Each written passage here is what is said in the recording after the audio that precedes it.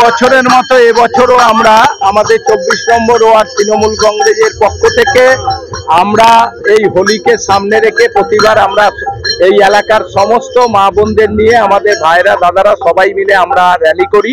কারণ কালকে গোটা ভারতবর্ষের হোলি শেষ হয়েছে, আজকে আমাদের বর্ধমানে হোলি। কারণ রাজা হোলির পরের দিন বর্ধমানের হোলি করেছিলেন, সেই হোলি আজকে আমাদের হচ্ছে।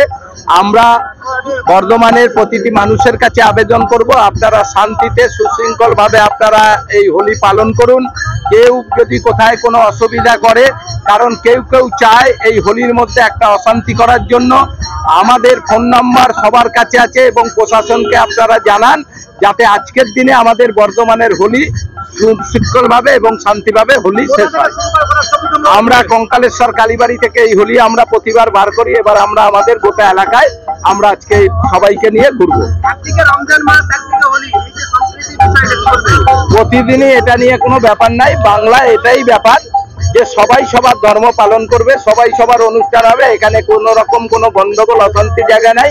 কিন্তু কেউ কেউ কোনো রাজনীতি দল তারা চাইছে বাংলায় অশান্তি করতে।